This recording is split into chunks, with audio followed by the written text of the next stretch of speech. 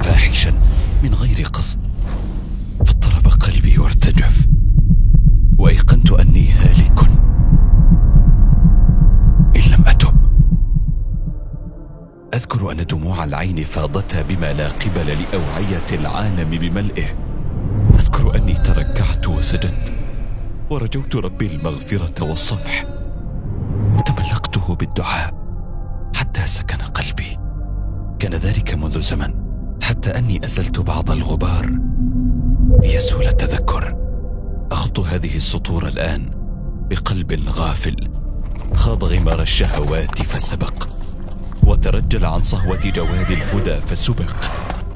في ذلك الحين لا يقشعر جلدي من الحرام، ولا يتغير وجهي من المعاصي. ألفت ما كنت أستغربه، واعتدت ما كنت أخافه، وتجرأت على جناب الرحمن فما غرني. كنت أحرس الفرائض بالسنن، ثم تدرج الأمر سنة حتى أني الآن بالكاد أصلي الفريضة.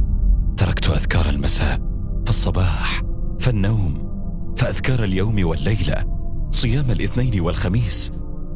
تهدمت الدفاعات تباعا، اقتلت المصيبة، وترك الثقب خلفه فجوة، وتحولت قطرة من الذنب إلى أنهار.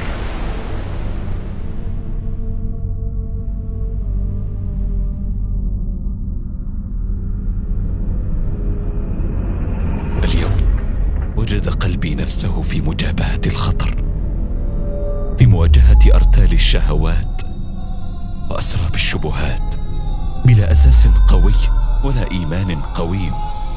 وجد نفسه عاريا عن كل حام إلا وازع يتردد، قلب أسقمته الذنوب وخطه الشيب في مقتبل الشباب، وينازع المنية في مستهل العمر.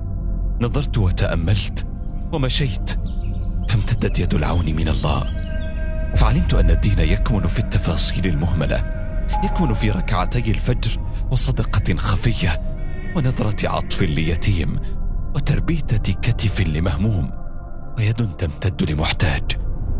علمت أن كثرة الأعمال لا تجدي بقدر ما تجدي المداومة، وأن نقاء القلب يجعل العمل موصول إلى الله، وأن الإخلاص هو سر التقوى.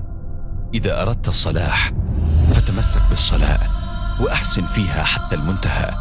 أحسن وضوءها والحق بتكبيرة الإحرام في معادها، ثم أحسن ركوعها وسجودها. لا تترك عملا وإن قل، فلا تدري بأي عملك تدخل الجنة. فيا رب نرجو منك وصلا وحنانا وقربا. إن أنأتنا ذنوبنا فرحمتك أقرب، وإن عظمت خطايانا فعفوك أعظم. نتودد إليك بأننا نشهد أنك أنت الله الواحد الأحد الغني عنا، فارحمنا.